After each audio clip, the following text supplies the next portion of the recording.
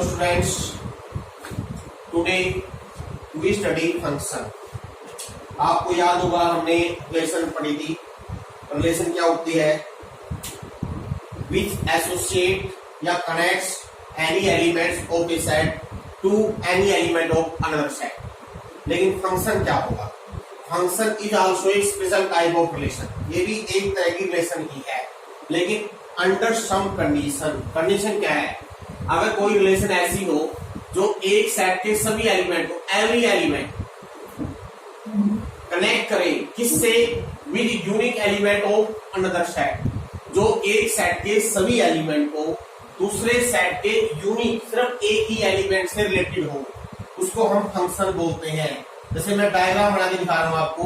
मान लीजिए ये दो सेट हैं ए और बी, इसमें है 1 2 3, इसमें है 4 5, लाइक दिस। सपोज ये F1 1 2 3 4 5, सेकंड सपोज ये F2 1 2 3 4 5। एक और देखिए 1 2 3 4 5।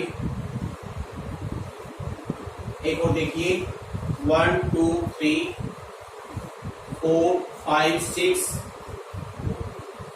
नाउ मैंने ये कुछ रिलेशन लिखी है F1 F2 F3 F4 F5। अब ये कौन कौन सी रिलेशन इनमें इन बातों को सेटिस्फाई करेगी? सबसे पहले आपने देखना है जो पहला सेट है उसका प्रत्येक एलिमेंट उधर जुड़ा हुआ होना चाहिए। जैसे 1 2 3 तीन जुड़े हुए हैं, यस एवरी हो गया।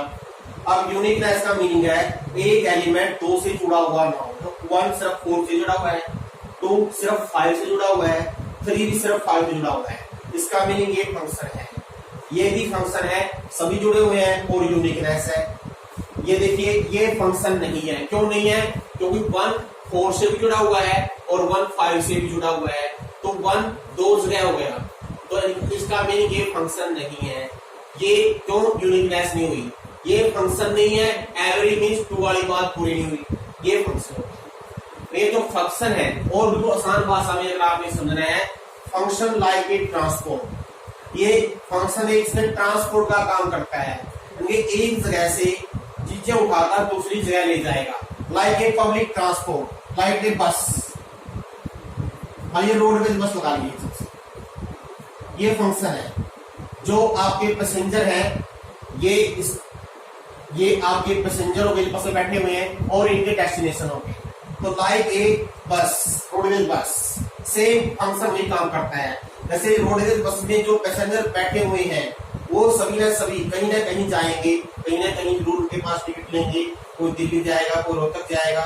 ऐसा कोई पैसेंजर नहीं है नहीं भाई मैं ऐसे खाकर बैठा हुआ वापस घूम के आ जाऊंगा इसी बस में, ऐसा कोई नहीं होता। और हमेशा एक पैसेंजर एक समय में एक ही जगह जाएगा। ऐसा नहीं है कि भाई ये ऐसे बोलते हैं भाई मैं तो जिम भी जाऊंगा रोहतक भी जाऊंगा, ये पॉसिबल नहीं है। इसी बस में एक ही टाइम पर जिम पहुंच जाए, इसी समय में रोहतक पहुंच जाए, इट इज इम्पॉसिबल। तो बिल्कुल आसान भाषा में आप कह सकते हो लाइक ए पैसेंजर बस। अब उसके बाद आपने डोमेन और कोडोमेन पढ़ी हुई है। डोमेन क्या होती है? यानी कि मान लीजिए फंक्शन डिफाइंड है ए से बी तक, जो ए है इसको बोलते हैं डोमेन। यानी कि जो पैसेंजर है आप जो सारे डोमेन के एलिमेंट हैं, और बी जो होती है ये आपको होती है कोडोमेन। यानी कि जहां तक जाना है, जो गंतव्य है, जो डेस्टिनेशन है, ये जो उधर साइड में है उनको बोलते हैं हम कोडोमेन। तो ऑब्वियसली मान लीजिए हमारी बस चली, इसमें 3 पैसेंजर है और 2 ही डेस्टिनेशन है, तो ये 1 2 3 आपके डोमेन कहलाएंगे, 4 5 कहलाएंगे आपके कोडोमेन। देखो क्या रेंज और कोडोमेन दोनों सेम हो जरूरी नहीं है। जैसे कोई बस चलती है, जरूरी नहीं है कि हर स्टेशन पे कोई ना कोई पैसेंजर जरूर उतरे। ऐसा होता है कि मान लीजिए यहाँ पर 6 है, सपोज यहाँ इस 6 के लिए कोई पैसेंजर ना हो, तो रेंज क्या होगी? Range is a subset of codomain.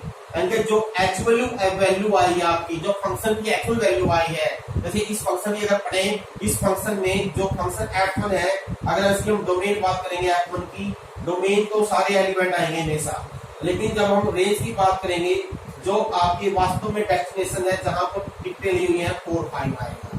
तो that is the method to write domain and codomain. और फंक्शन क्या होता है ये भी आपको अच्छी तरह से समझ में आ गया होगा।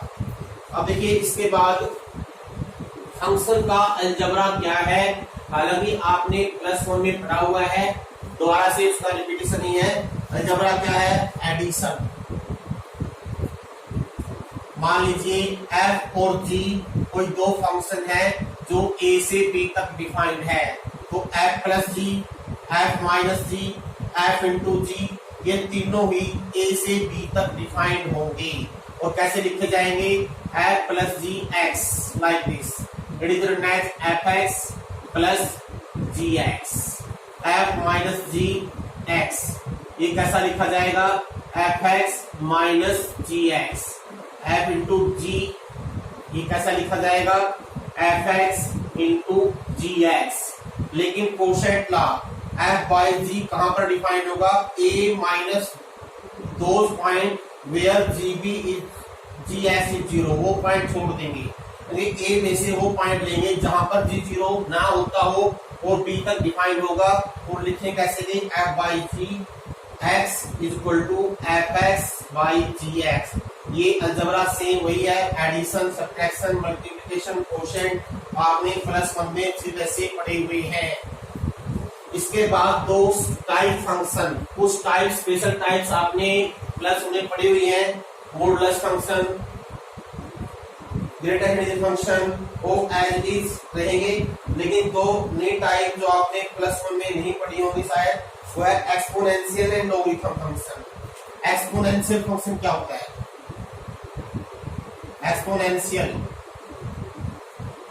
एक्सपोनेंशियल फंक्शन, देखिए अगर मान लीजिए लिख दूं fx बराबर 2 की पावर x, fx बराबर 5 की पावर x, fx बराबर 1/2 की पावर x, इनको बोलते हैं एक्सपोनेंशियल फंक्शन। ने किसी कांस्टेंट की power x, in general fx बराबर a की power x, a always greater than 0 positive, इसको बोलते हैं एक्सपोनेंशियल फंक्शन। जब भी हम फंक्शन की बात करेंगे, उसकी डोमेन की बात करेंगे और उसकी रेंज की बात करेंगे। डोमेन क्या होगा, आपको डोमेन का मीनिंग है x की वैल्यू क्या हो। आप जानते हो किसी भी कांस्टेंट की पावर कुछ भी ले सकते हैं, इसका डोमेन जो होगी इसकी ऑल रियल वैल्यू होगी। रेंज क्या होगी, now range is depend upon range. देखिए अगर a पॉजिटिव है, हम कुछ भी पावर लें तो रेंज क्या होगी, हमेशा पॉजिटिव रियल वैल्यू आएगी, कभी भी नेगेटिव नहीं आएगी। तो रेंज होगी 0 से इन्फिनिटी, 0 भी एक्सक्लूड हो जाएगी, तो 0 कहां पर होगी, इन्फिनिटी पर। जब x की वैल्यू -∞ होगी तब 0 आएगी, तो ये डोमेन होगी। लेकिन जब अगर हम इसका ग्राफ ड्रा करेंगे, ग्राफ जो है वो दो तरीके से ड्रा किया जाएगा। एक तो जब a की वैल्यू 0 से 1 के बीच में है, और एक जब a की वैल्यू 1 से बड़ी है, दोनों के लिए ग्राफ अलग अलग आएगा।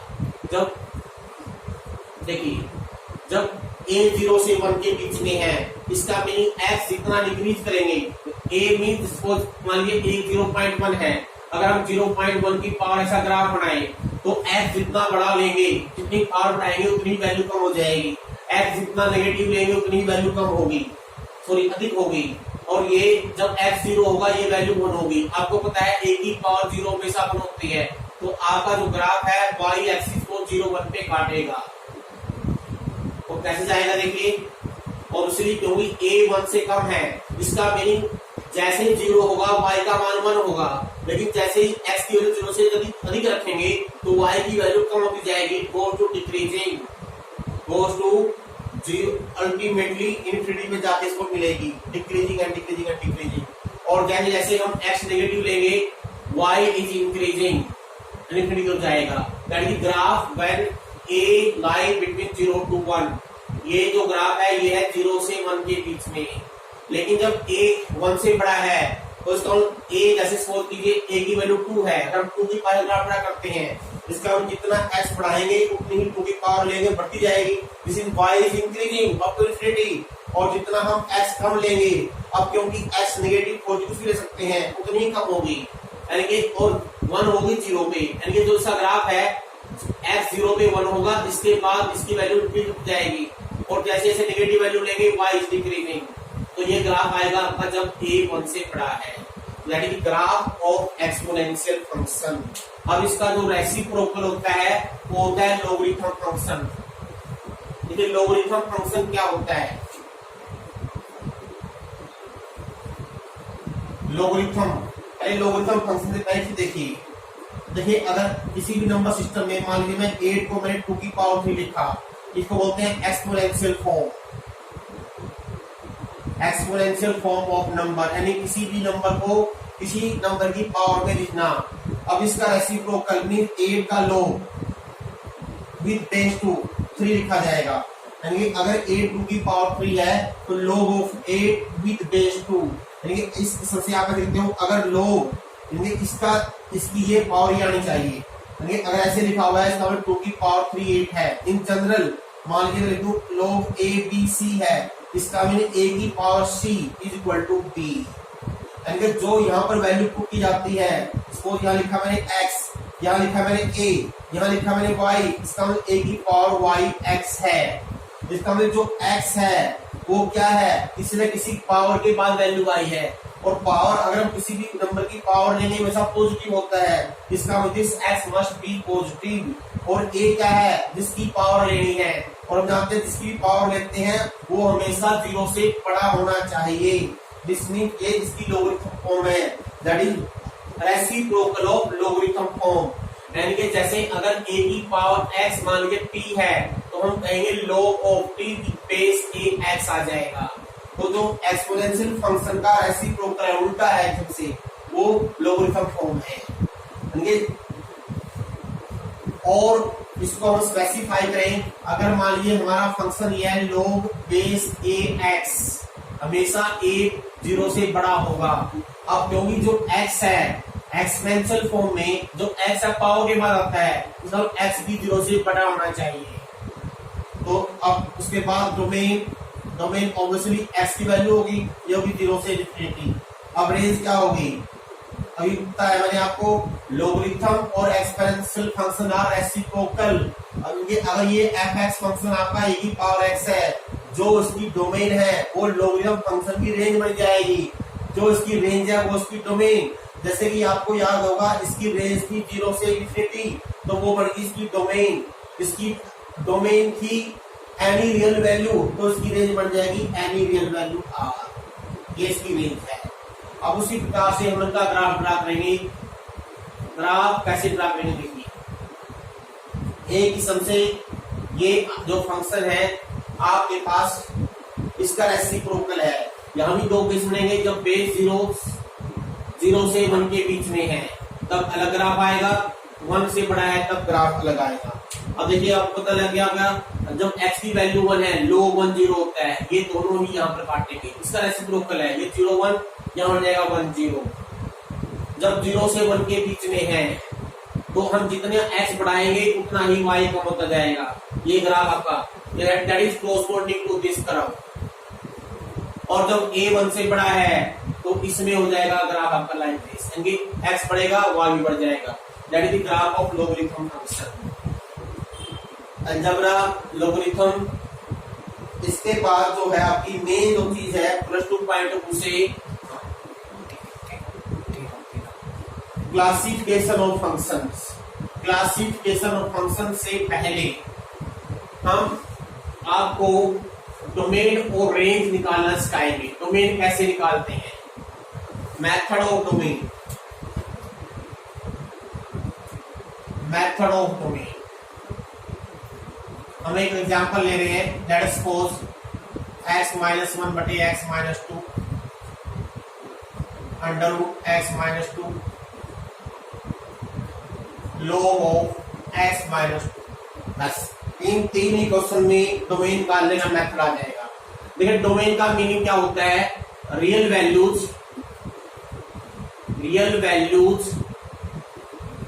Eight which fx is defined, fx defined हो जाए, ऐसी रियल वैल्यू जहां पर ये डिफाइंड हो जाए। अब देखिए x-1 बटे x-2 हमने इसकी डोमेन निकालनी है। डोमेन x की ऐसी कौन कौन सी वैल्यूज हो जहां पर ये डिफाइंड हो जाए। तो आपने देखना है अगर x की वैल्यू 2 नहीं है, ये जब x 2 होगा तब अनडिफाइंड बनेगा। इसका मीनिंग 2 को छोड़ने सभी रियल वैल्यू हो जाएगी और यही इसकी डोमेन बनेगी r माइनस 2 का सेट। तो ये इसकी डोमेन होगी। अंडर रूट एक्स माइनस 2 इसकी डोमेन कैसे निकालेंगे? अब ये क्योंकि हम डोमेन का मीनिंग है एफ एक्स रियल आना चाहिए, यानी एक्स की ऐसी वैल्यू जहां पर under root x minus 2 real आए, और किसी भी का अंडर रूट रियल कब आता है? जब वो वैल्यू पॉजिटिव हो। इसमें जो अंडर रूट के अंदर वाली टर्म है उसको greater than equal to 0 put कर दो, तो यहाँ से x greater than equal to 2 आ गया। इसका मीनिंग इसकी डोमेन बनेगी 2 से लेकर इन्फिनिटी, 2 इंक्लूड है। ऐसे ही लोग के अंदर हम non zero positive value put कर सकते हैं। इसका meaning x minus 2 must be greater than 0, क्योंकि लोग is defined only positive real values, तो x की वैल्यू 2 से बड़ी आ जाएगी। तो इसमें इसकी डोमेन बनेगी 2 से इन्फिनिटी, और यही आपका मेथड है। यानी किसी भी फंक्शन की अगर डोमेन निकालनी हो, अगर फंक्शन रेशनल है तो बटे वाली वैल्यू जो पीछे डिनोमिनेटर में वैल्यू 0 नहीं होनी चाहिए, यानी वो वैल्यू छोड़ देंगे जहां पर वो 0 होती हो। और अगर अंडर रूट के अंदर है तो डोमेन निकालने के लिए जो अंडर रूट के अंदर वैल्यू है उसको greater than equal to 0 put कर दीजिए, अपने आप डोमेन निकल जाएगी।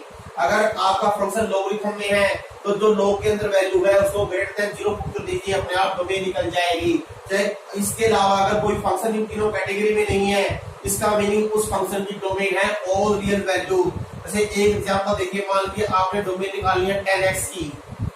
अब क्वेश्चन है find the domain of 10x। अब 10x होता है sin x बटे cos x। इसका मीनिंग इसमें ऐसी रियल वैल्यू छोड़नी पड़ेगी जहां पर जो क्या f बाई जी इस फॉर्म क्या आ गया, जहां पर cos x 0 होता हो तो हम क्या करेंगे, cos x जहां पर 0 है वो पॉइंट ले लेंगे। अब cos 0 कहां होता है, ओड मल्टीपल पाई बाई 2, यानी पाई बाई 2 का ओड मल्टीपल। यानी इसका मीनिंग इस फंक्शन की डोमेन क्या होगी, r में से 2n-1 पाई बाई 2 हटा देंगे, n belong to that is odd multiple of pi by 2। अगर कोई फंक्शन कैटेगरी में नहीं है, इसका मीनिंग उसकी जो डोमेन है वो ऑल रियल वैल्यू होती है। जैसे मान लीजिए मैंने लिख दिया मोड x-1, इसकी डोमेन लिखिए। अब मोड ना तो फ्रैक्शनल में है, बटे में है, ना रूट में है, ना लॉग में है। इसका मीनिंग इसकी डोमेन क्या है, ऑल रियल वैल्यू। और देखिए मान लीजिए मैंने लिख दिया f(x = x2 - 3x² + x), इसकी डोमेन लिखिए। अब ये तीनों किसी में से नहीं है, इसका मीनिंग इसकी डोमेन भी होगी ऑल रियल वैल्यू। यही तरीका है आपका डोमेन निकालने का। अब रेंज कैसे निकालते हैं, रेंज का जो रूल है वो डोमेन वाले तरीके से ही करेंगे। रेंज का मीनिंग क्या होता है पहले देखिए। रेंज होती है दिस सेट ऑफ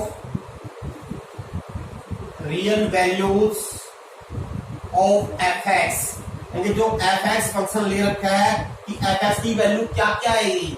डोमेन तो है x क्या क्या हो सकता है, रेंज का मीनिंग y क्या क्या हो सकता है। अब इसको निकालने का कोई अलग तरीका नहीं है, जो डोमेन वाला तरीका है उसी तरीके से करते हैं।